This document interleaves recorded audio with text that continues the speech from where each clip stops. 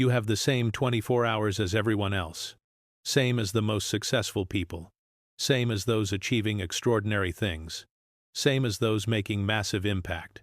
24 hours. No more. No less.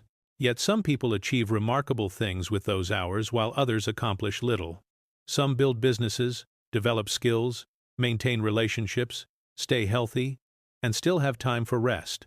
Others feel constantly busy, yet make little progress toward what matters. The difference isn't the amount of time available. It's how that time gets spent. It's the choices made about where attention goes. It's the priorities that determine what gets done and what gets ignored. This is what most people don't understand about time. They think they need more of it. They wish for more hours in the day. They complain about being too busy. But the problem isn't lack of time. It's poor use of the time they have. Think about your last week. How did you actually spend your time? Not how you wish you spent it, or how you planned to spend it. How did you actually spend those 168 hours? Be honest. How many hours on activities that move you toward your goals? How many hours on activities that provide no real value? How many hours wasted on things that don't matter? For most people, the honest accounting is uncomfortable. Hours spent scrolling social media. Hours watching content that entertains but doesn't educate or improve. Hours in conversations that go nowhere. Hours on tasks that feel productive but create no real results. Hours lost to distraction, procrastination, and poor prioritization. Meanwhile, the things that actually matter get neglected. Building skills, creating value, developing relationships, taking care of health, working toward meaningful goals. These important things get pushed aside by the urgent, the easy, and the distracting. This pattern continues year after year. People stay busy without making progress. They feel productive without producing results. They work hard without moving forward. Time passes, but life doesn't improve because the time isn't being spent wisely. This audiobook is about changing that pattern, about learning to spend your time wisely for success. Not just being busy, but being effective.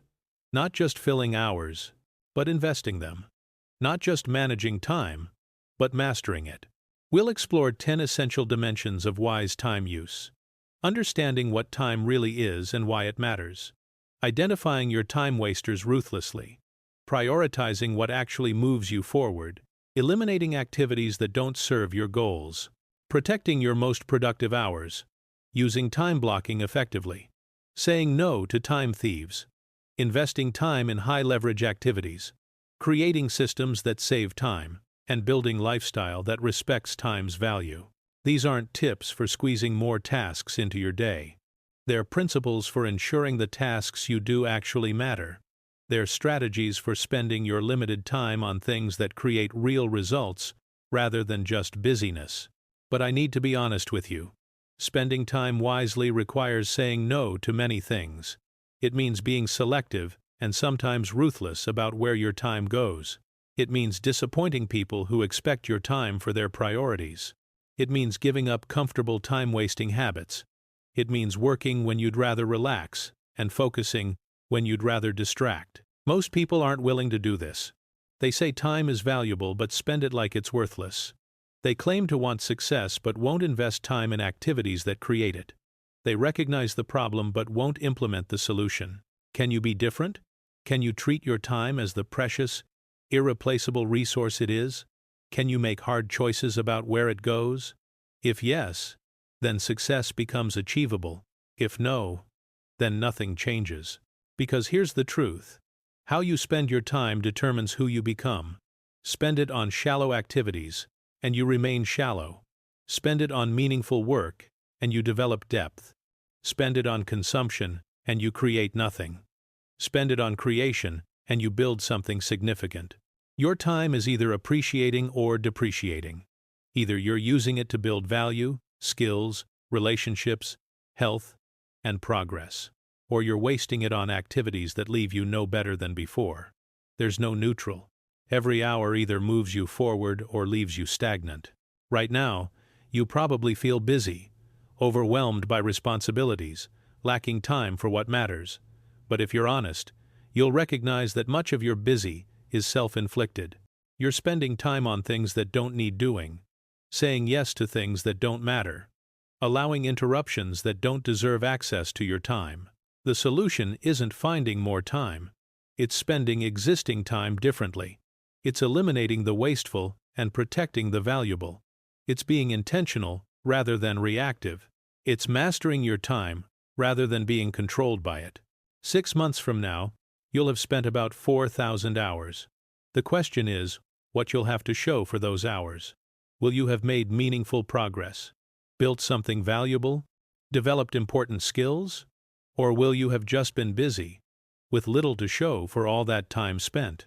A year from now, you'll have spent over 8,000 hours. That's enough time to master a skill, build a business, transform your health, develop deep relationships, create significant value. Or it's enough time to stay exactly where you are while feeling constantly busy. The difference is how wisely you spend those hours. Not how many you have, but how you use them. Not what you wish you could do with more time, but what you actually do with the time you have. This is your opportunity. Not to wish for more time, but to use your time better. Not to complain about being busy, but to examine what's keeping you busy.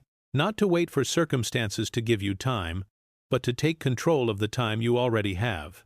Stop wasting time. Stop spending it unconsciously. Stop allowing others to determine where it goes.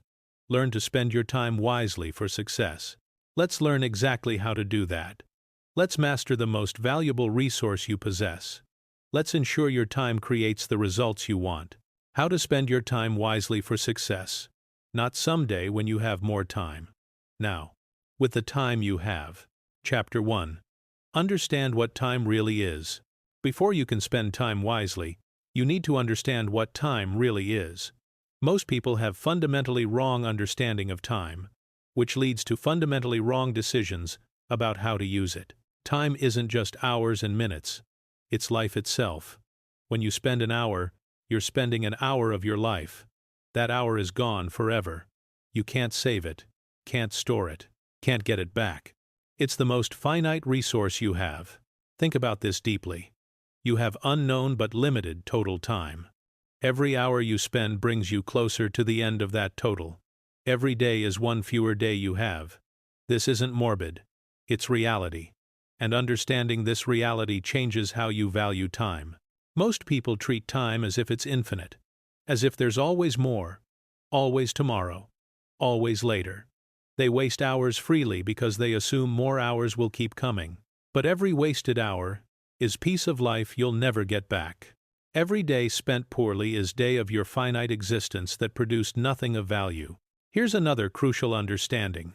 Time is the ultimate equalizer. Billionaire and minimum wage worker both get 24 hours per day. Person with every advantage and person with none both get the same time. You can't buy more, can't inherit more, can't steal more. Everyone gets exactly the same amount each day. This means time is the resource where you compete most equally with everyone else. Someone might have more money, more connections, more opportunities, but they don't have more time. How you use your time relative to how they use theirs determines who makes more progress. Let me tell you about time's unique properties. First, it passes at fixed rate. You can't slow it down or speed it up. Every second is 1 second. Every hour is 1 hour. This inflexibility makes time management crucial. You can't adjust the flow, only your use of it. Second, time is completely non-recoverable. Waste money and you can earn more. Waste opportunity and another might come. Waste time and it's gone forever. This makes every time decision permanent. The hour you spend on something useless is hour you can never spend on something valuable. Third, time compounds. How you spend time today affects what's possible tomorrow. Spend hour today learning valuable skill, and tomorrow you're more capable. Waste that hour, and tomorrow you're exactly where you were. Over months and years, these choices compound dramatically. Small daily time investments create enormous long-term advantage. Small daily time wastes create enormous long-term deficit. Fourth, time is invisible. until it's gone. Money is visible. You see your bank balance decrease. Time passes invisibly. You don't notice it going until suddenly hours, days, years have passed. This invisibility makes it easy to waste. You don't feel the loss in the moment. Here's critical understanding about time and success. Success requires significant time investment in specific activities: learning, creating, building, practicing, connecting. These activities take time. You can't shortcut them. You can't buy your way around them. You must invest the time. The question is whether you have time available to invest. If your time is already consumed by other activities, there's no time left for success-building activities. This is why most people don't succeed. Not because they couldn't, because they spent their time on other things and had no time left for success activities. Think about someone who wants to build business. That requires time spent on business activities. If their time is consumed by entertainment, distractions, and low-value activities, when will they build the business? They won't. Not because building business is impossible, but because they allocated their time elsewhere. This applies to every goal. Want to be healthy? Requires time spent on health activities.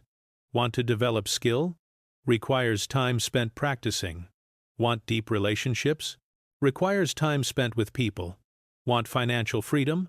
Requires time spent building income. All these require time. If your time is allocated to other things, these goals remain unachieved. Here's what this means practically. Every time you spend an hour on something, you're choosing not to spend it on everything else. Opportunity cost is real. Hour watching TV is hour not building skill. Hour scrolling social media is hour not creating value. Hour in unproductive meeting is hour not doing focused work. Most people make these trade-offs unconsciously. They don't think, "I'm choosing entertainment over skill development." They just watch TV without considering the alternative. But the trade-off exists, whether you acknowledge it or not. Every hour goes somewhere. Question is whether it goes somewhere valuable or somewhere wasteful. Understanding what time really is should fundamentally change your relationship with it. You should feel slight pain when wasting time. Should feel resistance to giving time to unimportant things. Should feel urgency to spend time on what matters. If you don't feel these things, you don't truly understand time's value. Let me give you perspective exercise. Calculate your life expectancy in hours. If you expect to live 80 years, and you're 30 now, you have roughly 438,000 hours remaining. Sounds like a lot. But subtract sleeping hours. Subtract time already committed to work and basic maintenance. Subtract time that will be lost to old age when you're less capable. The truly productive, choice-filled hours are much fewer. Now think about spending one of those hours on activity that creates no value. On entertainment that neither refreshes nor educates. On distraction that serves no purpose. On activity you won't remember next week. That's one of your limited hours gone forever. This isn't to say every hour must be grimly productive. Rest matters. Enjoyment matters. But they should be chosen consciously, not defaulted to unconsciously. Rest that truly refreshes is wise time use. Mindless scrolling isn't rest. It's just waste. Here's your action step. For 1 week, track every hour. What you actually did with it. At week's end, categorize the hours. How many on truly productive activities? How many on necessary maintenance?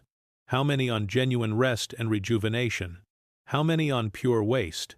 Most people are shocked by this exercise.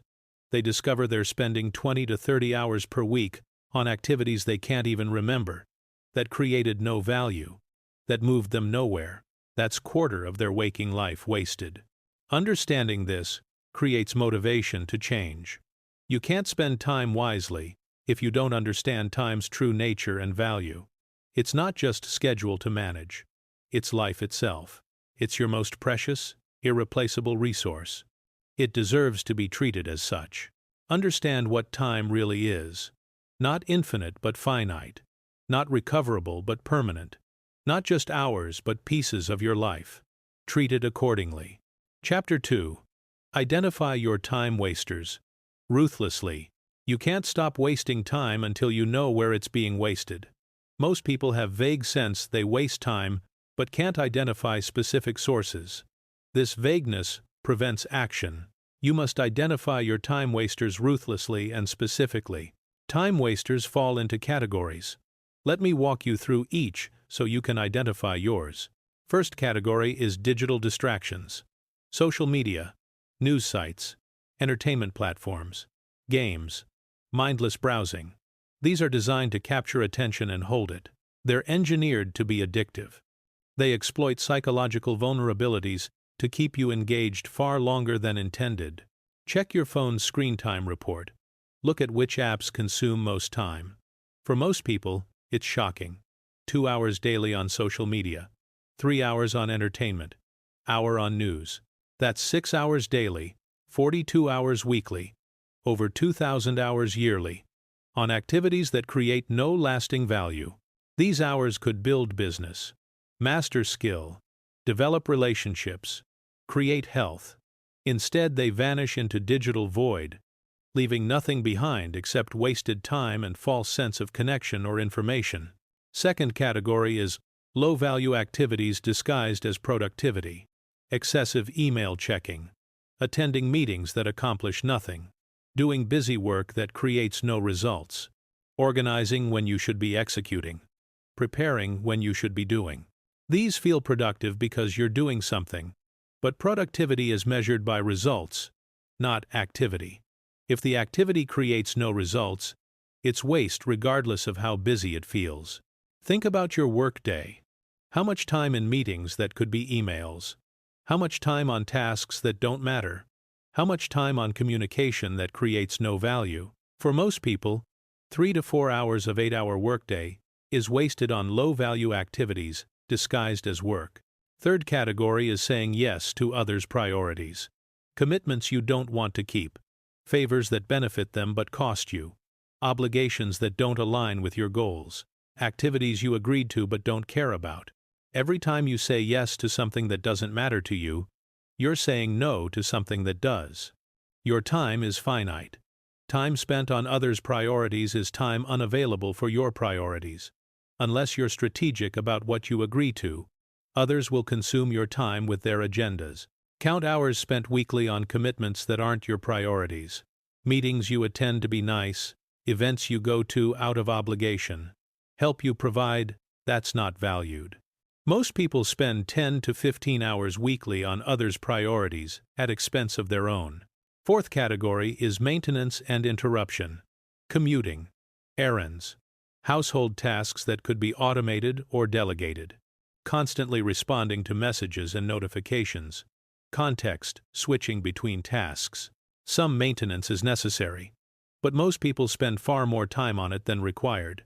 They don't optimize or systemize.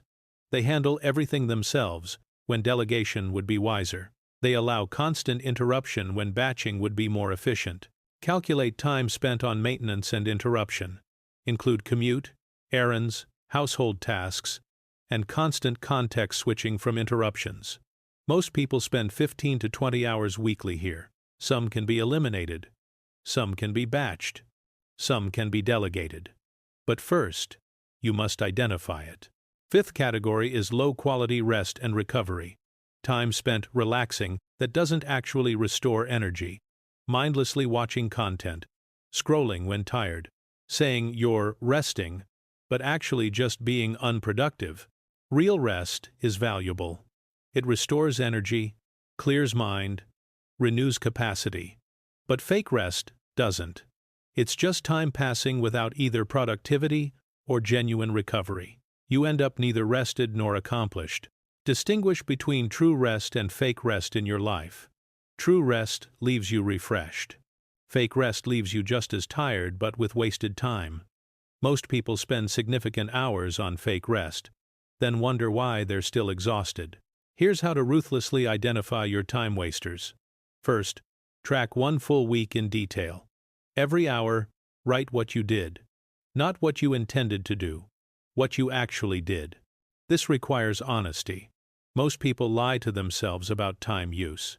Don't. Second, categorize every hour. Productive work toward goals, necessary maintenance, true rest, time waste. Be brutal in categorization. If it didn't move you forward or genuinely restore you, it's waste. Period. Third, identify patterns. When do you waste most time? What triggers it? What activities consistently consume time without value? For most people, patterns emerge. Evening hours vanish into entertainment. Morning hours lost to email. Break times consumed by social media. Fourth, calculate totals. How many hours weekly on pure waste? How many on low-value activities disguised as productivity? How many on others' priorities? How many on inefficient maintenance? Total it up. Most people discover they're wasting 30 to 40 hours weekly. That's a full-time job's worth of time. Reclaim even half of it, and you have 20 hours weekly for activities that actually matter. That's enough to build business, master skill, transform health, create significant value. Fifth, rank your time wasters by impact. Which wastes consume most time? Which could be eliminated easiest? Which would free up most hours if addressed? This ranking guides your elimination strategy. Let me address resistance you might feel. You might think, I need downtime, or I can't just work constantly. I'm not suggesting constant work. I'm suggesting conscious choice. Decide how much time for rest and choose truly restful activities. But don't waste 20 hours weekly on activities that neither accomplish goals nor truly rest you. You might think, my situation is different. I have responsibilities. Everyone has responsibilities. Successful people have them too.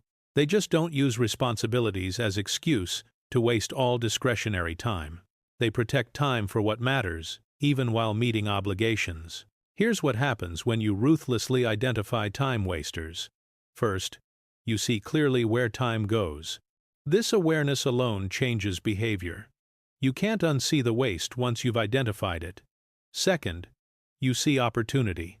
30 wasted hours weekly is 30 hours potentially available for valuable activities. Third, you develop motivation. Seeing the waste creates urgency to eliminate it. But identification alone isn't enough. You must act on what you discover. That's next chapter. But without identification, you can't act effectively. You fight vague enemy called being busy. Once you identify specific time wasters, you can eliminate them specifically. Identify your time wasters ruthlessly. Track everything for 1 week. Categorize honestly. Calculate totals. Face the reality of where your time actually goes. Chapter 3. Prioritize what actually moves you forward. Not all activities are equal. Some create disproportionate results. Some create minimal results. Some create no results. Spending time wisely means prioritizing the high-impact activities and minimizing or eliminating the low-impact ones. Most people don't prioritize. They treat all tasks as equally important. They spend time on whatever seems urgent, whatever's easy, whatever they feel like doing. This creates busyness without progress. You're working constantly but moving nowhere because you're working on wrong things. Let me explain prioritization through the lens of leverage. Leverage means results produced per unit of time invested. High-leverage activities create disproportionate results. Low-leverage activities create minimal results. No-leverage activities create no results. Example: learning skill that increases your earning capacity is high leverage. 100 hours of learning might increase income by $20,000 annually for decades. That's enormous return on time investment. Watching 100 hours of TV creates no value. Zero return. Same time invested. Dramatically different results. Successful people spend most time on high-leverage activities. Unsuccessful people spend most time on low or no-leverage activities. Same hours available. Different prioritization. Different results. Here's how to identify high-leverage activities in your life. First, ask what creates disproportionate results toward your goals. If your goal is building business, high-leverage activities might be acquiring customers, developing key products, building strategic partnerships. These directly create business growth. Low leverage might be perfecting your website, organizing your files, reading general business books. These feel productive but create minimal actual business growth. No leverage would be activities completely unrelated to business. Second, ask what has compound effects. Activities that build on themselves. Learning compounds. First hour of learning makes second hour more productive. Skills developed early enable faster learning later. Income-producing work compounds. First dollar earned teaches you how to earn next. First customer leads to others. High-leverage activities tend to compound. Low-leverage activities don't. Focus your time on activities that compound. Third, ask what only you can do. Tasks that only you can accomplish, or where your unique skills create significant advantage. These are highest leverage for your time. Delegate everything else. Many people waste time on tasks others could do equally well or better, while neglecting tasks only they can do. Fourth, ask what creates lasting value versus temporary value. Building asset creates lasting value. Doing task that needs redoing next week creates only temporary value. Building system creates lasting value. Handling situations manually creates only temporary value. Prioritize activities that create lasting value. They provide return long after time investment ends. Now let's talk about the Pareto principle. 80% of results come from 20% of activities. This means most of what you do creates minimal results. Small fraction of what you do creates most results. If you identify and focus on that crucial 20%, you can achieve most results with fraction of effort. Think about your work. Which 20% of activities create 80% of value? For business owner, it might be sales and key relationships. For creator, it might be content production and audience building. For employee, it might be specific high-impact projects. Whatever that 20% is for you, it deserves 80% of your time. But most people do inverse. They spend 80% of time on low-value tasks and 20% on high-value tasks. This is why they work hard but make little progress. Here's how to prioritize effectively. First, list your goals. What are you trying to achieve? Be specific. Be successful is too vague. Build business to 1 million revenue is specific. Be healthy is vague. Lose 30 pounds and run marathon is specific. Second, for each goal, list activities that directly advance it. These are your high-leverage activities for that goal. For business revenue goal, activities might be sales calls, product development, marketing.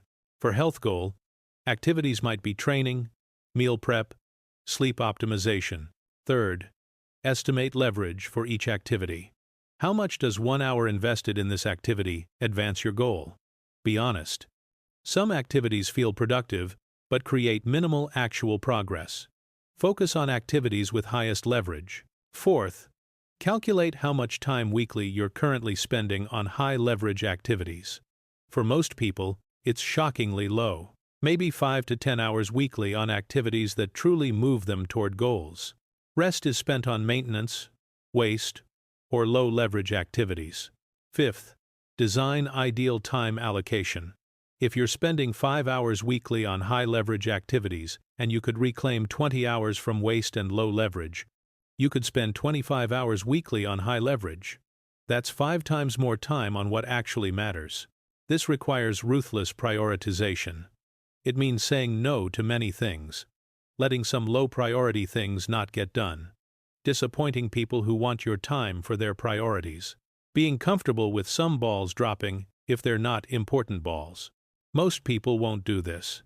They try to do everything, keep everyone happy, handle all tasks. This distributes time across so many activities that none get sufficient time. High-leverage activities get same time as no-leverage activities. This prevents meaningful progress.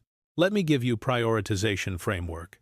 Divide activities into 4 categories: important and urgent, important but not urgent, urgent but not important, neither urgent nor important. Important activities advance your goals.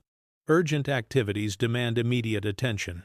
Most people spend all time on urgent things, whether important or not.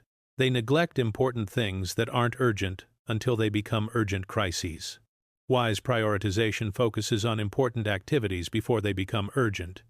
You spend time on skill development before lack of skills becomes crisis. You spend time on relationship maintenance before relationships fall apart. You spend time on health before health becomes emergency. This proactive prioritization prevents much urgency. When you handle important things while still non-urgent, they rarely become urgent crises. This frees up time currently spent on urgent crises that could have been prevented. Here's your implementation. This week, track your time and categorize each activity by leverage. High leverage directly advances major goals. Medium leverage supports goals indirectly. Low leverage creates minimal progress. No leverage creates no progress. Calculate time spent in each category. Design ideal allocation where high leverage gets most time. Begin shifting actual allocation toward ideal. Eliminate no leverage first. Reduce low leverage next. Protect and expand high leverage time. This shift doesn't happen overnight. But every week, you can move closer to ideal allocation. Every hour reclaimed from waste or low leverage can be redirected to high leverage. Over months, this dramatically changes what you accomplish. Prioritize what actually moves you forward. Identify high leverage activities. Focus time on 20%. That creates 80% of results. Let low priority things go undone. Protect time for what truly matters. Chapter 4. Eliminate activities that don't serve your goals. Identification and prioritization are valuable, but they don't create change without elimination. You must eliminate activities that don't serve your goals. Not reduce, not minimize. Eliminate. Most people add activities to their life but rarely subtract. They start new projects while maintaining old ones.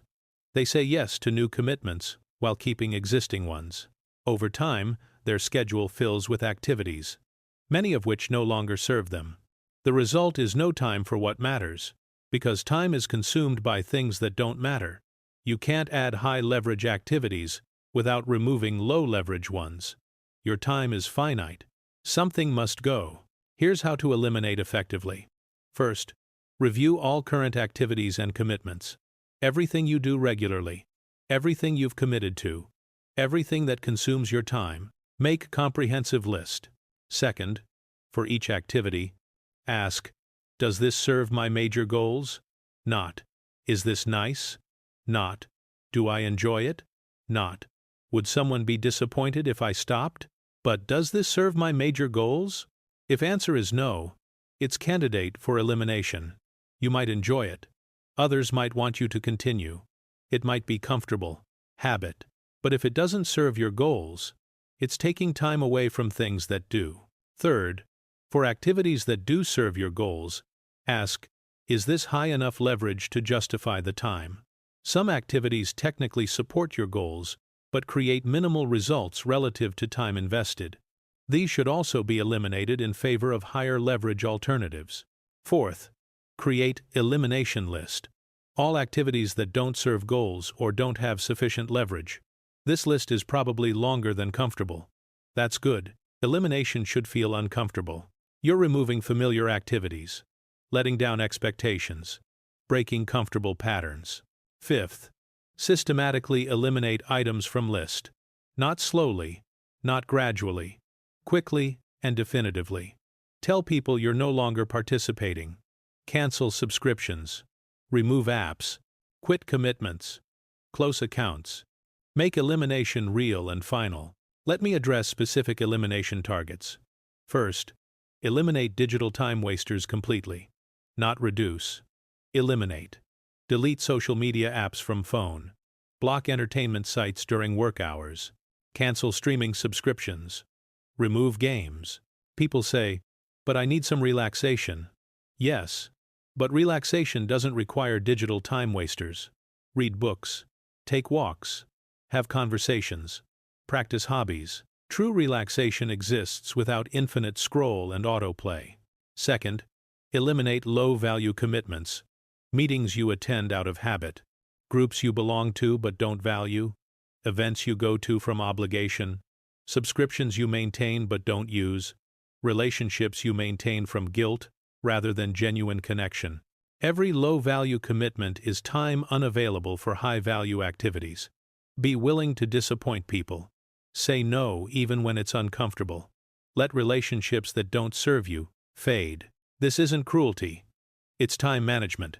Third, eliminate inefficient processes. If you're spending 2 hours weekly on tasks that could be automated, eliminated, or delegated, change it. Don't accept inefficiency as inevitable. Question every repeated task. Most can be improved or eliminated.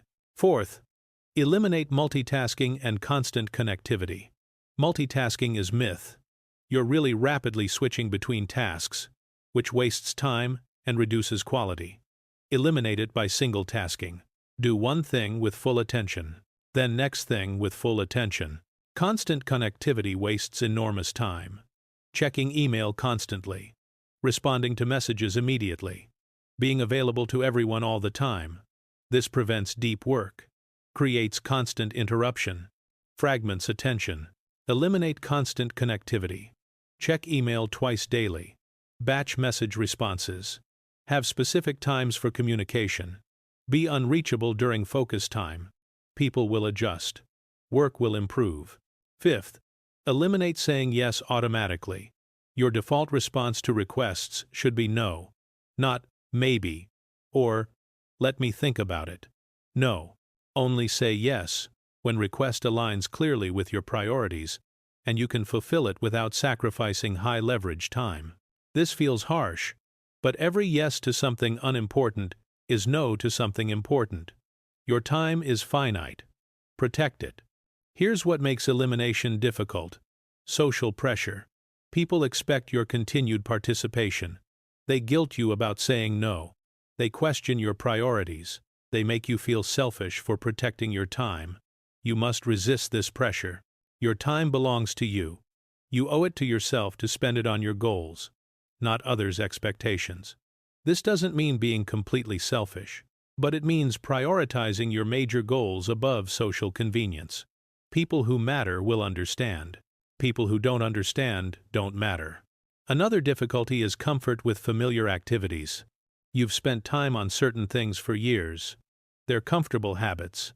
Eliminating them feels like loss, even if they don't serve you. You must overcome this attachment to familiar waste. Third difficulty is fear of missing out. You eliminate social media and fear you'll miss important information. You stop attending certain events and fear you'll miss connections. You reduce news consumption and fear you'll be uninformed. But fear of missing out is mostly illusion. You're missing very little of actual importance. Meanwhile, by maintaining these activities, you're actually missing out on time for activities that would create real value in your life. Let me give you elimination strategy. Start with one area. Maybe it's digital time wasters. Make complete elimination in that area this week. Delete apps. Block sites. Cancel subscriptions. Make it impossible to continue wasting time there. Experience the freed time. Notice how much you actually had available once waste was eliminated. Use that freed time for high-leverage activity. Experience what's possible with reclaimed time. Then move to next area. Eliminate another category of time waste. Maybe it's low-value commitments. Quit groups. Decline invitations. Cancel memberships. Experience more freed time. Continue until you've eliminated major time wasters. This process might take months, but each elimination creates more time for what matters. Each elimination proves you can survive and thrive without that activity. Here's what happens after elimination. Initially, you feel loss. The comfortable activities are gone. The familiar patterns disrupted. You feel bored or unsettled. This passes. Within weeks, you adjust to new normal. You find better uses for reclaimed time. You realize you don't miss eliminated activities. After months, you look back and can't believe you spent time on those things. You see clearly they were waste. You're grateful for elimination, and you have dramatically more time for activities that create real value. Eliminate activities that don't serve your goals. Review everything you do. Identify what doesn't advance your major goals. Remove it completely. Reclaim your time for what matters. Chapter 5. Protect your most productive hours. Not all hours are equal. You have peak productive hours when your energy is high, focus is sharp, and capacity for difficult work is greatest. You have low energy hours when focus is difficult, and only simple tasks are possible. Wise time use means protecting peak hours for most important work. Most people do the opposite. They waste peak hours on low-value activities and attempt important work during low-energy hours. This is backwards and ineffective. Let me explain energy and productivity curves. For most people, energy and cognitive capacity follow predictable patterns. Morning hours typically feature highest energy and best focus. This is when complex problem-solving, creative work, and strategic thinking are easiest. Midday energy often dips. Focus becomes harder. Capacity for difficult work decreases. This is natural circadian rhythm. Fighting it is futile. Working with it is wise. Late afternoon might bring second wind with renewed energy, or might continue low energy from midday. Evening hours typically feature lowest energy and weakest willpower. This is when you're most vulnerable to distraction and least capable of difficult work. Your specific pattern might differ. Some people are night owls with peak energy in evening.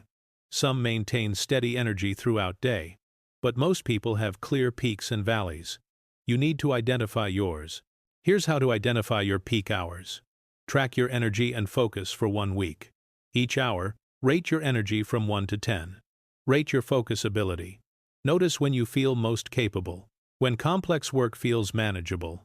When you're naturally motivated and focused. Also notice when energy is low. When focus is difficult. When you're easily distracted. When work feels like struggle. These patterns reveal your peak and low energy hours. For most people, peak hours are roughly 2 to 4 hours after waking, before email, before meetings, before day's obligations. Consume energy. These morning hours are gold. They should be protected fiercely for most important work. But how do most people use them? Checking email, reading news, scrolling social media, attending meetings, handling urgent but unimportant tasks. By noon, peak hours are gone, wasted on low-value activities. Then they attempt important work with depleted energy and wonder why it's difficult. Here's wise approach. Protect peak hours for highest leverage work. Work that requires focus, creativity, complex thinking, or strategic decisions. Work that moves you most significantly toward major goals. This is your most important work. It deserves your best hours. Schedule this work during peak hours. Block the time. Treat it as non-negotiable. No meetings during these hours. No email. No interruptions. Just you, and most important work. Nothing else. What gets relegated to lower energy hours? Everything else. Email handling, meetings, administrative tasks, maintenance activities. These require less cognitive capacity. They're fine for low energy hours. They don't deserve peak hours. Let me give you a concrete example. Say your peak hours are 7 to 11 a.m. Your most important work is building your business. Specifically, activities like product development, strategic planning, and customer acquisition. Wise schedule. 7 to 11 a.m. is blocked for these high-leverage business activities. Phone is off. Email is closed. Door is closed. 4 hours of focused work on what matters most during your best hours. 11 a.m. to 5 p.m. handles necessary lower leverage activities. Email, calls, meetings, administrative tasks. These happen during lower energy hours, when you're less capable of peak work anyway. Typical schedule. Unwise. 7 to 9 a.m. is wasted on email, news, social media. 9 to 11 a.m. is meetings. 11 to noon is more email. Afternoon is fragmented with calls, interruptions, and low-value tasks. Evening is when you finally try to do important business work, but energy is gone and focus is impossible. See the difference? Same hours available. First schedule puts important work in peak hours. Second schedule wastes peak hours and attempts important work during low-energy hours. First schedule creates results. Second schedule creates frustration. Here's how to protect your peak hours. First, identify them clearly through tracking. Second, identify your highest leverage work that deserves those hours. Third, block peak hours on calendar for that work. Make it non-negotiable. Fourth, defend these hours aggressively against all encroachment. This means saying no to morning meetings, delaying email until after peak work is done, ignoring phone during peak hours, being unavailable to everyone. This feels uncomfortable. People expect access to you. They schedule meetings whenever convenient for them. They assume you'll respond to messages immediately. You must resist these expectations. Your peak hours are too valuable to give away. They're when you're capable of producing real value. Protect them ruthlessly. Let me address objections. You might say, I can't block 4 hours. I have responsibilities. Fine. Block 2 hours. 1 hour. Whatever you can protect. Some protected peak time is infinitely better than none. Even 1 hour daily of focused work during peak energy creates more results than 4 hours of fragmented work during low energy. You might say, my job requires availability. Does it really? Or is that assumption? Most jobs have more flexibility than people assume. Test it. Block your calendar. Set expectations. See what's actually possible. You might discover you have more control than believed. You might say, I'm not a morning person. Then protect your peak hours whenever they occur. If your peak is evening, protect evening. Same principle applies regardless of when your peak happens. Here's what happens when you protect peak hours. Your output increases dramatically. 4 hours of focused peak work accomplishes more than 8 hours of fragmented low-energy work. Your stress decreases. You're not constantly struggling to do difficult work when your capacity is low. Your confidence increases. You're producing real results consistently. And you discover you have more time than you thought. Because low-value activities that previously consumed peak hours now get relegated to low-energy hours, where they belong. Many of them you eliminate entirely because they're not important enough to do during any hours. Think about this mathematically. If you protect 2 peak hours daily for high-leverage work, that's 10 hours weekly, 50 hours monthly, 600 hours yearly, all of highest quality focused work time. That's enough to build significant value. Master skills. Create real results. But if those same hours are wasted on email, meetings, and busy work, that potential is lost. 600 hours of peak capacity wasted on activities that don't matter. Protect your most productive hours. Identify when your energy and focus peak. Block those hours for most important work. Defend them against all encroachment. Relegate everything else to lower energy hours. Chapter 6. Use time blocking effectively. Time blocking is simple but powerful technique. You divide your day into blocks, assign specific activities to each block, and protect those assignments.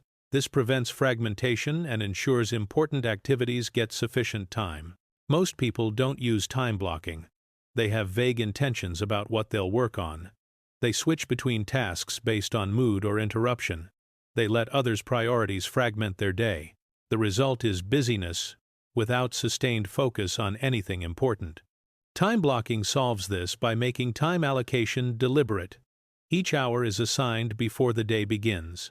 You know what you're working on when. No decisions in the moment. No fragmentation from interruption. Just execution of planned blocks. Here's how to use time blocking effectively. First, identify your regular activity categories. Work on major goals, maintenance tasks, email and communication, meetings, rest and recovery, exercise, personal time. Whatever categories consume your time regularly. Second, determine ideal time allocation for each category. How much time weekly should go to high-leverage goal work? To necessary maintenance? To communication? Be specific. Most people discover they want more time on goals and less on everything else. Third, create weekly template. Block out time for each category based on ideal allocation. High-leverage work gets largest blocks during peak hours. Maintenance gets smaller blocks during mid-energy hours. Communication gets specific times, rather than constant availability. Rest and recovery gets protected time. This template becomes your default schedule. Each week, you customize it for specific circumstances. But the template ensures your priorities get time, even when life gets hectic. Fourth, make blocks long enough for deep work. Minimum 1 hour, preferably 2 to 4 hours. Short blocks don't allow sufficient focus. You spend first 20 minutes getting into work. If block is only 30 minutes, you're switching out before reaching depth. Long blocks allow reaching deep focus state where real productivity happens. First 30 minutes you're settling in. Next hour you're in flow. Following hours, you're maximally productive. This requires blocks of 2 hours minimum. Fifth, batch similar activities into single blocks. Don't scatter email checking throughout day. Block specific time for all email. Don't take calls whenever they come. Block time for all calls together. Batching prevents constant context switching and allows you to handle similar activities more efficiently. Sixth, protect blocks from interruption. During block time, do only that blocked activity. No checking email during creative work block. No taking calls during writing block. No browsing during strategic thinking block. The block is sacred. Violation defeats the purpose. Let me give you example weekly template. Monday, Wednesday, Friday, 7 to 11 a.m. is blocked for highest leverage work on major goals. 11 a.m. to noon is exercise. Noon to 1 p.m. is lunch. 1 to 3 p.m. is meetings and collaboration. 3 to 4 p.m. is email and communication. 4 to 6 p.m. is secondary projects. Evening is personal time. Tuesday, Thursday. Different pattern for variety. 7 to 9 a.m. is writing and creation. 9 to 11 a.m. is learning and skill development. 11 a.m. to 5 p.m. follows similar pattern to other days. Weekend. Different blocks entirely. Personal projects. Relationships.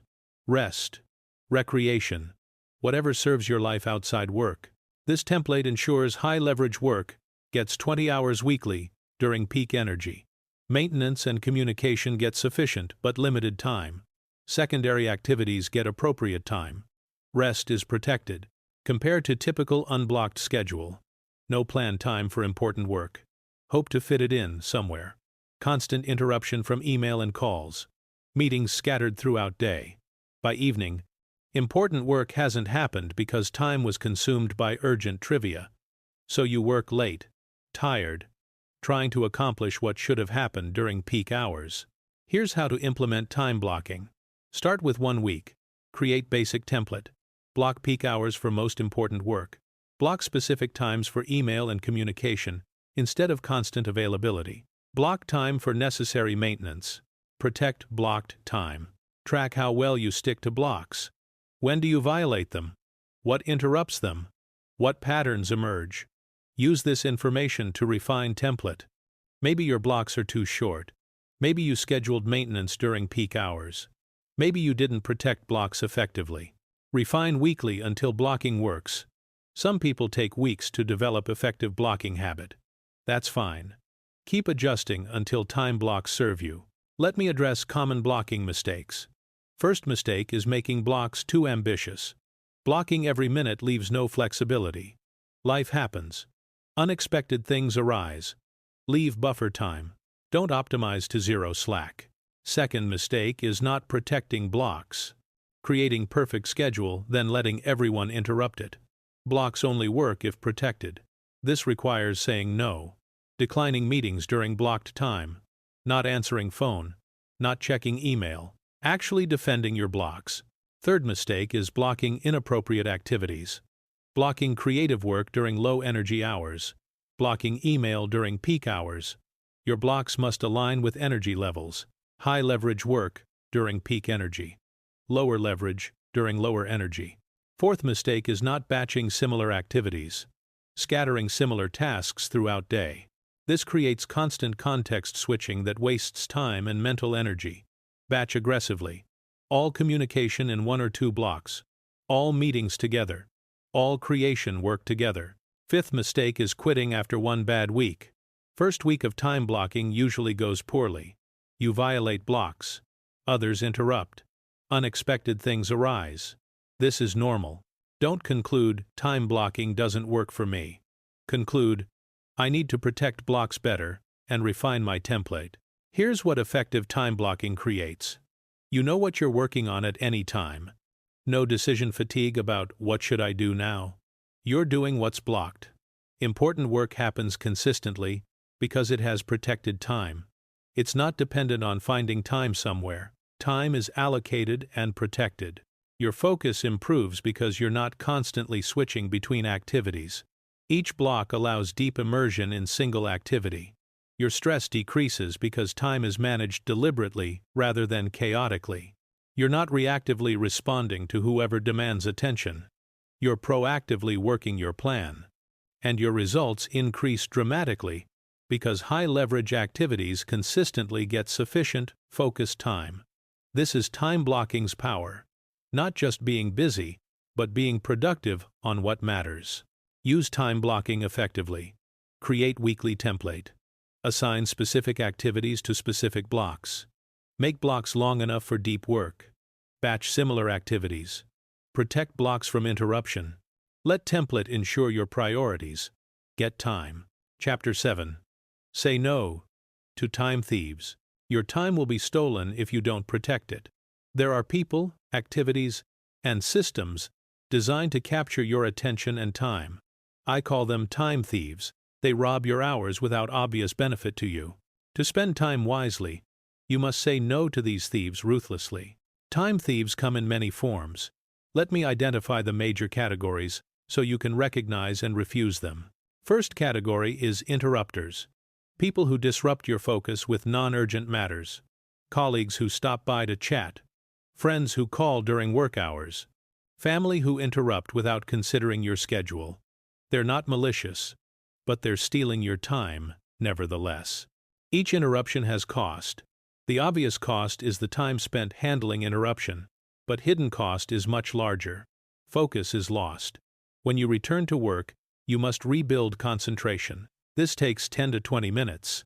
So 5-minute interruption actually costs 25 minutes.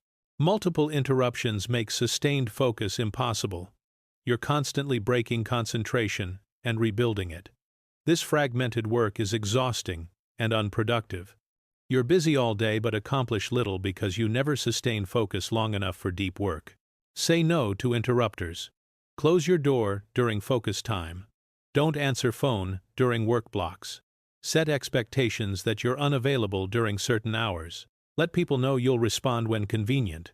Not immediately. They'll adjust. Protect your focus by refusing interruption. Second category is meeting proliferators. People who schedule meetings for everything. Weekly meetings that could be emails. Hour-long meetings for 15-minute discussions. Meetings with unclear agenda. Meetings with wrong attendees. Meetings that accomplish nothing. Meetings are expensive. 5 people in 1-hour meeting equals 5 hours of combined time. If meeting accomplishes what email could have, you wasted 4 hours, 55 minutes of collective time. Meetings should be rare and purposeful. Most should be eliminated. Say no to unnecessary meetings. Decline those without clear agenda. Suggest email or quick call instead. Leave meetings once your contribution is complete. Stop attending regular meetings that create no value. Refuse to schedule meetings when async communication works. Third category is technology traps. Systems designed to capture attention indefinitely. Social media with infinite scroll. News sites with constant updates. Messaging apps with constant notifications. Video platforms with autoplay. Games designed for addictive engagement. These systems employ psychological manipulation to keep you engaged. They're engineered to make stopping difficult. Each interaction is designed to trigger next interaction. Before you know it, hours are gone. Say no to technology traps. Delete apps. Block sites. Disable notifications. Make technology serve you, not vice versa. Use it intentionally for specific purposes, then close it. Don't let it use you. Fourth category is obligation accumulators. People who expect ongoing commitments with no end date. Groups that expect perpetual participation. Subscriptions that continue indefinitely. Relationships maintained from guilt rather than value. These accumulate over time. You say yes to one commitment, then another, then another. Eventually, you have dozens of ongoing obligations, consuming hours weekly. Most provide minimal value, but each continues because there's no natural endpoint. Say no to new obligations carefully. Before saying yes, consider long-term time cost. Is this worth hours weekly for months or years? For most obligations, answer is no. Also, audit existing obligations. Which would you not commit to if starting fresh? End those. Don't maintain commitments just because they exist. Fifth category is low-value favors. Requests for your time that benefit requester but cost you significantly. Can you help with their project? Can you attend their event? Can you review their work? Can you provide advice? Each individually seems reasonable. Collectively, they consume enormous time. Most people say yes by default. They want to be helpful. They don't want to disappoint. But every yes to favor is no to your priorities. Your time helping others is time unavailable for your goals. Say no to most favors. Help selectively when truly important or valuable. But don't sacrifice your time freely. Most requests can be declined without significant consequence. People asking don't know your priorities or time constraints. They're optimizing for their benefit, not yours. You must optimize for yours. Here's how to say no effectively. First, no is complete sentence. You don't need to explain, justify, or apologize. No, I can't do that is sufficient. People might ask why. You can explain if you want, but you don't have to. It doesn't fit. My current priorities is adequate explanation. Second, saying no gets easier with practice. First few times are hard. You feel guilty. You worry about disappointing people. But after saying no repeatedly, it becomes normal. You realize most people accept no without issue. The ones who don't accept no weren't respecting your time anyway. Third, no protects your yes. When you say yes to everything, your yeses are diluted. You can't give full attention or effort.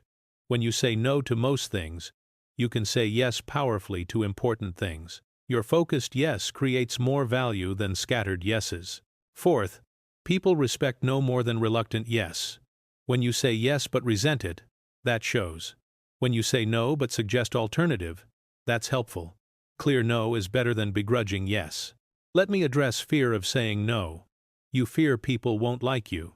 You fear missing opportunities. You fear being seen as difficult. These fears are usually unfounded. Most people respect clear boundaries. They appreciate honesty. They prefer clear no to vague maybe. And opportunities lost by saying no are usually replaced by better opportunities you have time for because you said no. Think about what saying yes to everything costs. Your focus is fragmented. Your energy is scattered. Your time for important work evaporates. Your goals remain unachieved. Is avoiding momentary discomfort of saying no worth these costs? Obviously not. Here's your action for this week. Identify your primary time thieves, the interrupters, unnecessary meetings, technology traps, accumulated obligations, and low-value favors consuming your time. Make list. Then systematically say no to them. Tell interrupters you're unavailable during certain hours. Decline or leave meetings that don't serve you. Delete apps and block sites. End obligations that don't provide value. Decline requests for favors that don't align with priorities. This feels uncomfortable initially. You'll disappoint some people. Some will push back. Some will be surprised by your boundaries. Let them. Your time belongs to you. Protect it. After 1 month of consistently saying no to time thieves, assess results. You'll have dramatically more time available. Less stress from constant interruption. More focus for important work. Better results from concentrated effort. All because you refuse to let thieves steal your time. Say no to time thieves. Refuse interruption. Decline unnecessary meetings. Delete technology traps. End accumulated obligations. Decline low-value favors. Protect your time ruthlessly. Chapter 8. Invest time in high-leverage activities. Spending time wisely isn't just eliminating waste. It's actively investing time in activities that create disproportionate returns. These high-leverage activities are where wise time use creates extraordinary results. High-leverage activities share common characteristics. They compound over time. They create lasting value. They build capabilities that enable future success. They generate returns far exceeding time invested. These are activities worth spending significant time on because they create genuine wealth, growth, or value. Let me identify major categories of high-leverage activities. First is skill development. Time spent learning valuable skills is high leverage because skills last lifetime and enable opportunities indefinitely. 100 hours learning programming might enable a 20-year career in technology. 100 hours developing communication skills might improve every conversation for decades. Skills compound. First hour of learning makes second hour more productive. Basic skills enable learning advanced skills. Early skill investment pays dividends forever. This makes skill development extremely high leverage. What skills should you develop? Those aligned with your goals. If building business, learn skills needed for that business. If advancing career, learn skills valued in your field. If improving life quality, learn skills that enable better living. Don't learn randomly. Focus on skills with clear application to your goals. Focused skill development creates specific capabilities. Random learning creates vague knowledge that helps nothing specifically. Second, high leverage activity is building assets. Assets are things that generate value after creation. Business that generates income. Content that attracts audience. Systems that save time. Investments that appreciate. Relationships that create opportunities. Asset building is high leverage because you invest time once but benefit repeatedly. Spend 100 hours building business system that generates income. That system continues working after creation. Your 100-hour investment creates ongoing returns indefinitely. Compared to trading time for money, you work 1 hour, earn money once. Want more money? Work more hours. Linear relationship. Asset building breaks this linearity. Time invested once creates value many times over. What assets should you build? Again, aligned with goals. Financial freedom goal suggests building income-generating assets. Career advancement suggests building reputation and visible portfolio. Efficiency goal suggests building systems and processes. Third high-leverage activity is networking and relationship building. Strong relationships open opportunities, provide support, enable collaboration, and accelerate progress. Time spent building genuine relationships with valuable people is high leverage because relationships last decades and create compounding opportunities. But not all networking is high leverage. Collecting business cards isn't high leverage. Attending events to be seen isn't high leverage. These are low-value activities disguised as networking. High-leverage networking is building genuine relationships with specific people who align with your goals. Deep connection with few key people beats shallow connection with many. Focus on quality over quantity. Fourth, high-leverage activity is strategic thinking and planning. Time spent thinking deeply about your direction, priorities, and approach is high leverage because it prevents wasting time on wrong activities. 1 hour of strategic thinking might save 10 hours of misguided effort. Most people never think strategically. They just do. They work hard without questioning whether they're working on right things. They're so busy executing that they never assess whether execution is well directed. Regular strategic thinking ensures your efforts align with goals, that you're not busy with wrong activities, that your time is well invested. This thinking time itself is high leverage activity because it improves all other time allocation. Fifth high leverage activity is system creation. Systems automate or streamline repeated activities. Creating system takes time up front, but saves time indefinitely. Spend 10 hours creating system that saves 30 minutes weekly. In 1 year, you've saved 26 hours. Over 10 years, 260 hours. The upfront investment pays enormous dividends. Most people don't create systems. They repeatedly do things manually that could be systematized. They waste time weekly on activities that could be automated. They accept inefficiency as normal. Creating systems is high leverage precisely because most people don't do it. Upfront time investment feels costly, but long-term time savings are enormous. Here's how to invest time in high-leverage activities. First, identify which high-leverage activities align with your goals. What skills would most advance your goals? What assets should you build? Which relationships matter most? What systems would save most time? Second, allocate significant time to these activities. Not leftover time. Not when you get around to it. Scheduled, protected time during your peak hours. These activities deserve your best time because they create your best results. Third, prioritize high-leverage activities over low-leverage work. When you must choose between skill development and email, choose skill development. When you must choose between strategic thinking and meetings, choose strategic thinking. High-leverage activities take precedence. Fourth, track your high-leverage time. How many hours weekly are you investing in genuine skill development? In building real assets? In meaningful relationships? In strategic thinking? For most people, answer is depressingly low, maybe 5 hours weekly or less. Calculate what's possible with more time on high-leverage activities. If you could invest 20 hours weekly in skill development, what skills could you master in a year? If you invested 20 hours weekly in asset building, what could you create?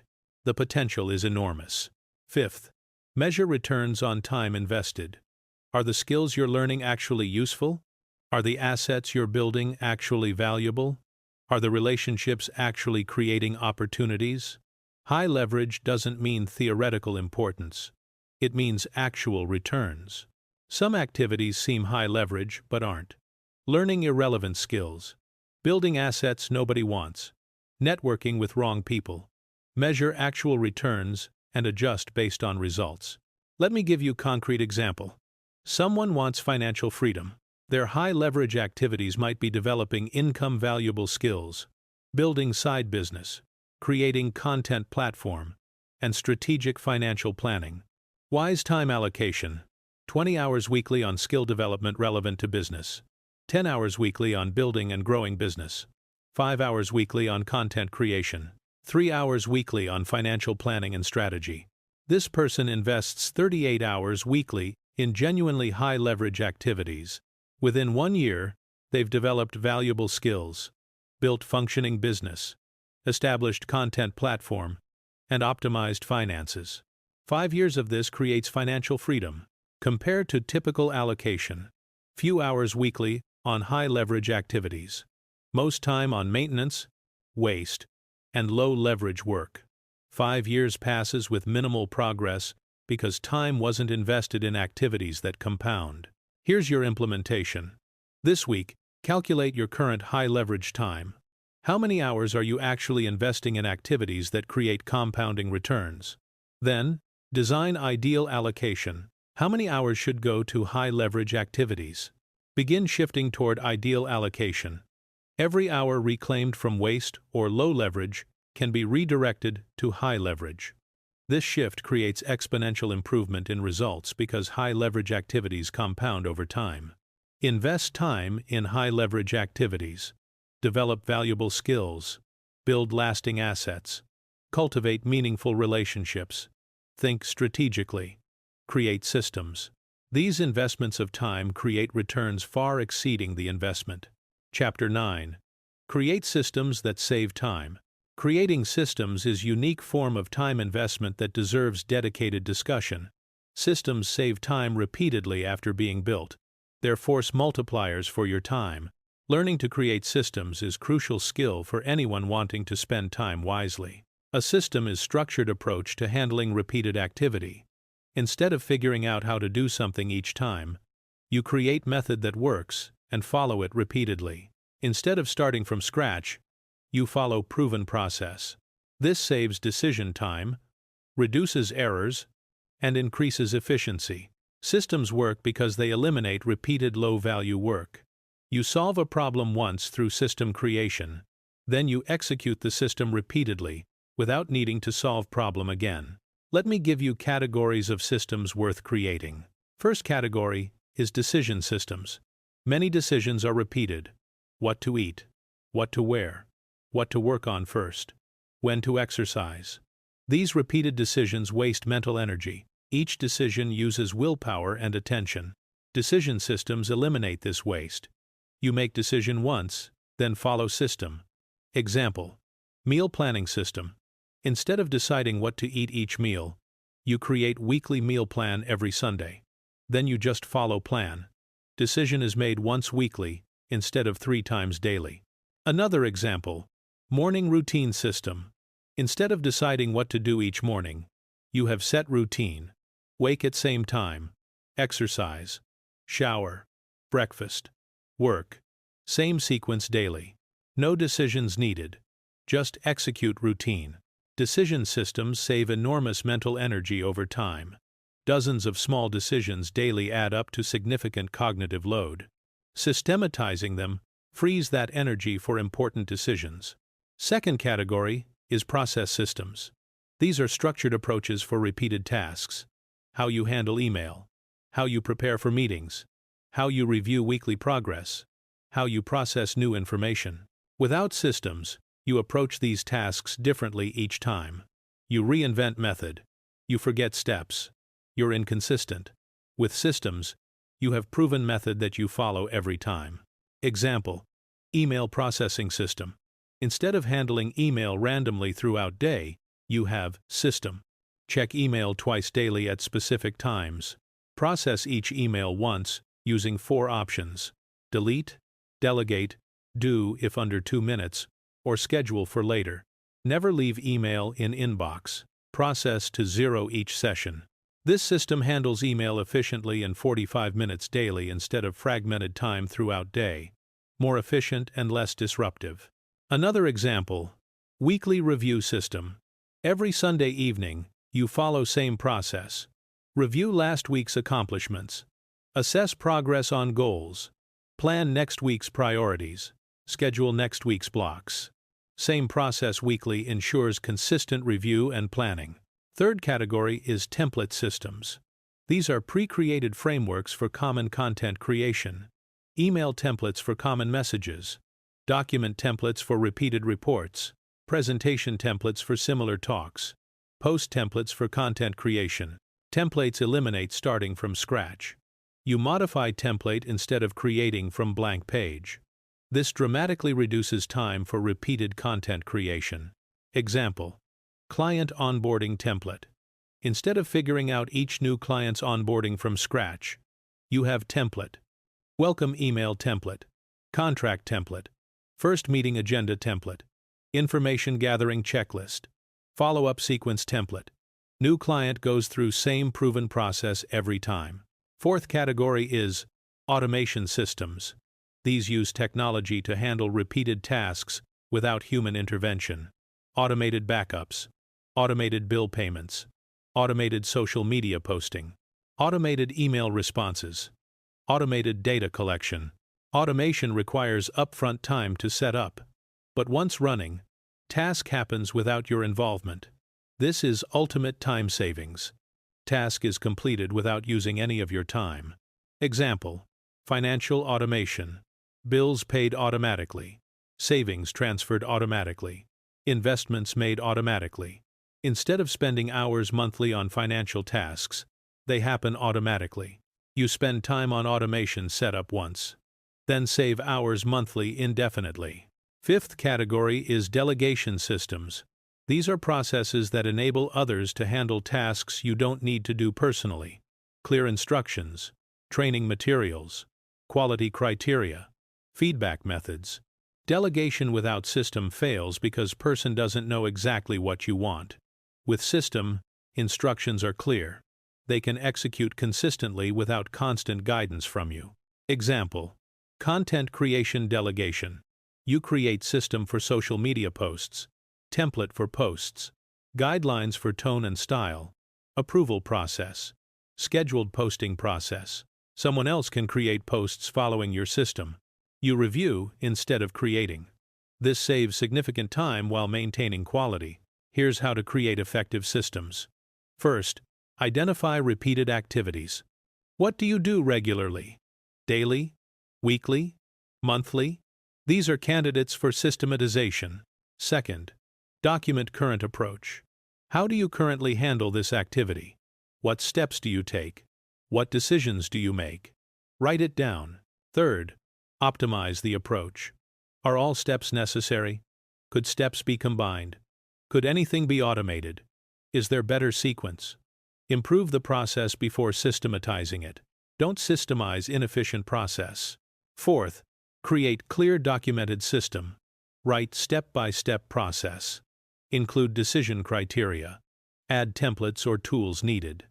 Make it detailed enough that someone else could follow it. Fifth, test the system. Follow it yourself. Does it work? Does it actually save time? Does it produce desired results? Refine based on testing. Sixth, implement consistently. Once system is proven, follow it every time. Consistency is crucial. System only saves time if you use it instead of reverting to ad hoc approach. Let me address common objection. Systems feel rigid and limiting. Yes, initially they do. You're constraining choices. But this constraint is liberating. You're freeing mental energy from repeated decisions and focusing it on things that matter. Systems don't eliminate creativity. They eliminate need for creativity on repeated tasks. This preserves creativity for areas where it adds value. Another objection. Creating systems takes too much time up front. Yes, system creation takes time. But calculate lifetime savings. Spend 10 hours creating system that saves 30 minutes weekly. After 20 weeks, you break even. After 1 year, you've saved 16 hours. After 5 years, you've saved over 100 hours. The initial investment pays enormous dividends over time. Most people don't create systems because they can't see past upfront cost to long-term savings. Here's what extensive systematization creates. Your life runs more smoothly. Repeated tasks happen efficiently. Less mental energy is wasted on low-value decisions and processes. More energy is available for high-value creative work and strategic thinking. Your results improve because consistent systems produce consistent quality. You're not reinventing approaches each time. You're executing proven methods. Your stress decreases because you're not constantly figuring things out. You follow systems. This is easier and more reliable than ad hoc problem solving. And you save enormous time. Systems might save 20 to 30 hours weekly. That's massive reclamation of time for high-leverage activities. Here's your implementation. This week, identify 5 repeated activities. Create simple system for one of them. Document process. Test it. Refine it. Then follow it consistently for 1 month. Once that system is working, systematize second activity. Then, third. Gradually build library of systems that handle your repeated activities efficiently. This systematic approach to life eliminates enormous waste and creates enormous time savings. Create systems that save time. Systematize repeated decisions. Document processes. Create templates. Automate what's automatable. Enable delegation through clear systems. Let systems handle the repeated while you focus on the unique. Chapter 10. Build lifestyle that respects time's value. Everything we've discussed requires more than techniques. It requires fundamental shift in how you view and value time. You must build lifestyle that respects time's value at every level. This means daily habits, regular practices, and core values all align with treating time as precious resource. Let me explain what this lifestyle looks like in practice. First, it means being intentional about every significant time decision. You don't default into activities. You don't drift into commitments. You deliberately choose where time goes based on your priorities and values. Before saying yes to anything that requires ongoing time, you assess its value. Is this worth hours of my limited life? Does this serve my major goals? Is this better use of time than alternatives? Only if answers are clearly yes do you commit? This intentionality extends to daily level. Each morning, you decide how to spend the day. You don't just react to whatever happens. You proactively allocate time to what matters. Even when circumstances require flexibility, you're making conscious choices rather than drifting. Second, it means having clear priorities and using them to guide time allocation. You know what matters most. You've identified your major goals. You understand which activities are high leverage for those goals. This clarity guides every time decision. When someone requests your time, you evaluate against priorities. Does this serve what matters most? If no, you decline. When choosing between activities, you choose based on which better serves priorities. Priorities aren't vague wishes. They're actual decision-making criteria. Most people lack clear priorities. They have vague goals and conflicting desires. This makes every time decision difficult because they lack criteria for choosing. Clear priorities make time decisions simple. Does it serve priorities? Yes means consider it. No means decline. Third, it means regularly reviewing how you're spending time. Weekly or monthly, you assess time allocation. Where did time actually go? Did it align with priorities? What adjustments are needed? This regular review prevents drift. It's easy to slowly slip into poor time use. Activities accumulate. Habits form. Distractions creep in. Regular review catches this before massive time is wasted. During review, you ask hard questions. Am I spending time on what matters most? What am I wasting time on? What should I eliminate?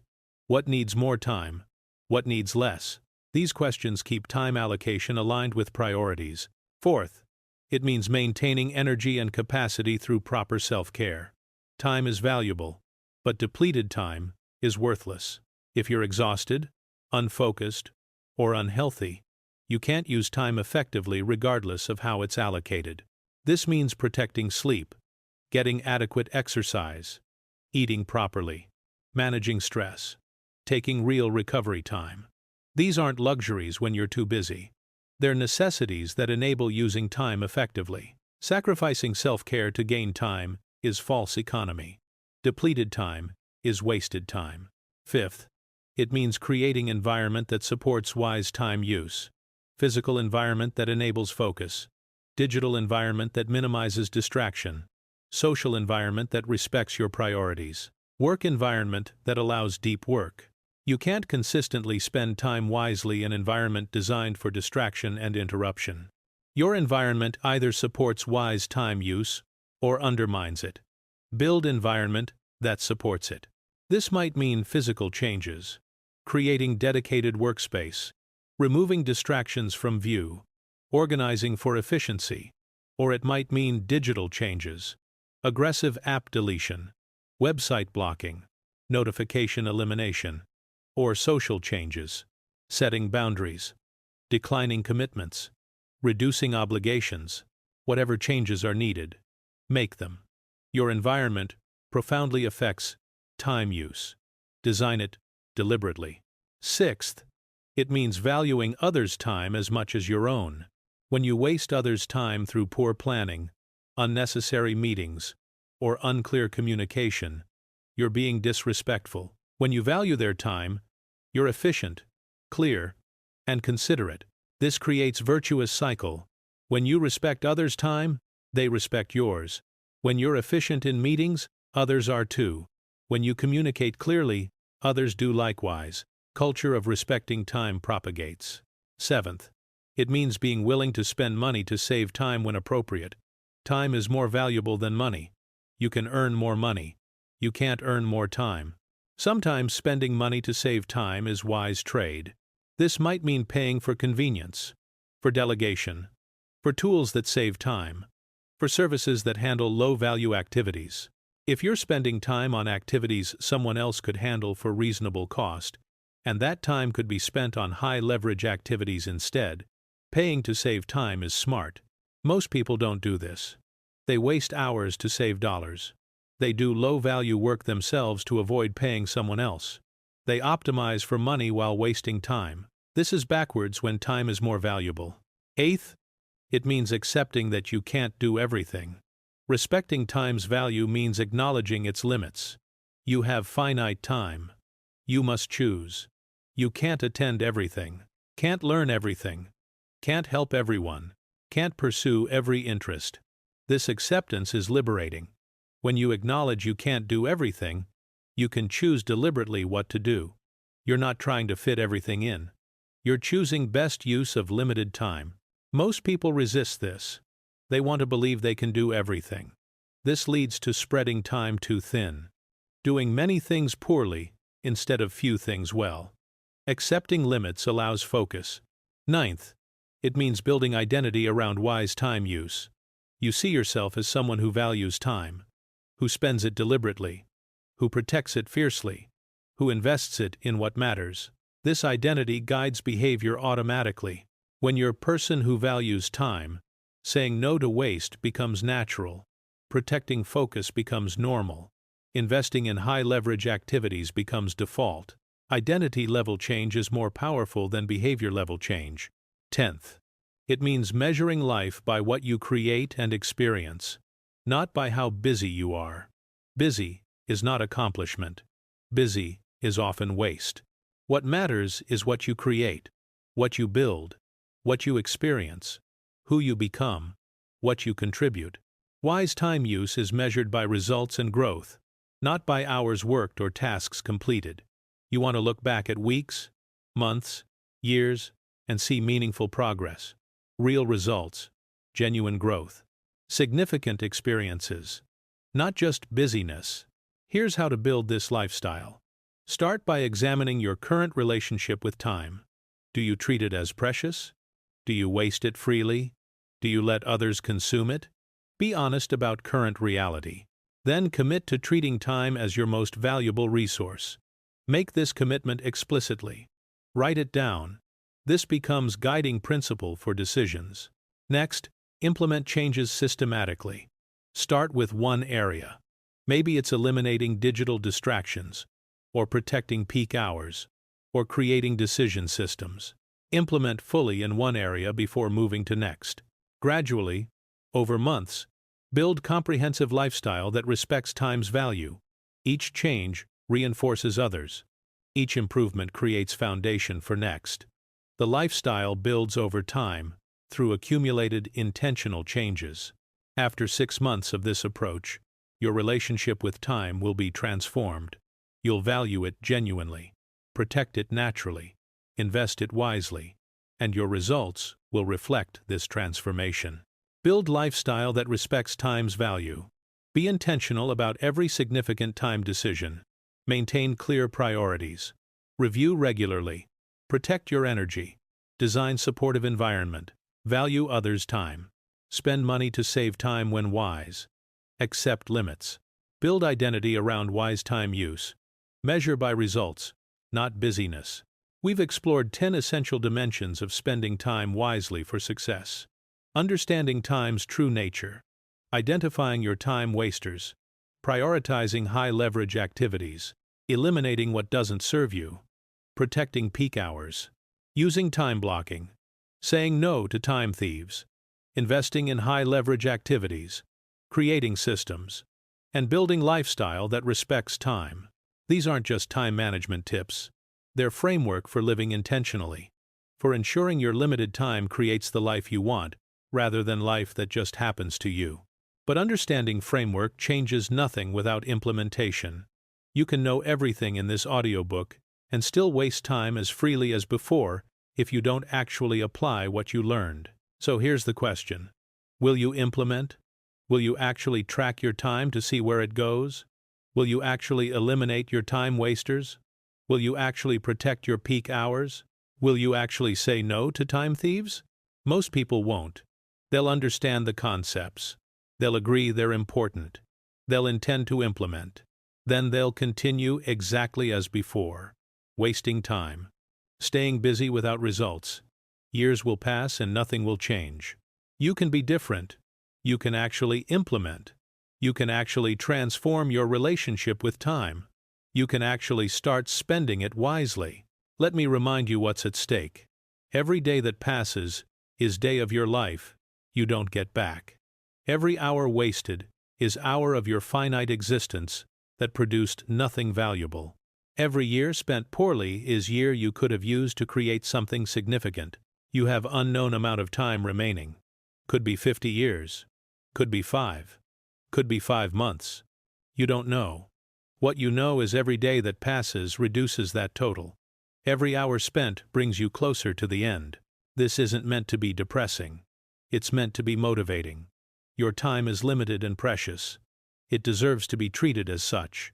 It deserves to be spent on things that matter, on activities that create value, on experiences that enrich life, on work that has meaning. Think about where you are right now. How are you spending your time? Honestly. Not how you wish you spent it. How you actually spend it. Are you investing it wisely in high-leverage activities? Or wasting it on distractions and low-value work? Most people, honestly assessed, are wasting enormous time. 20 to 40 hours weekly on activities that create no lasting value. That's half or more of their discretionary time. Gone. Wasted. Producing nothing except time passed. Now think about what's possible if you reclaim that time. If you eliminate waste and invest reclaimed time in high-leverage activities.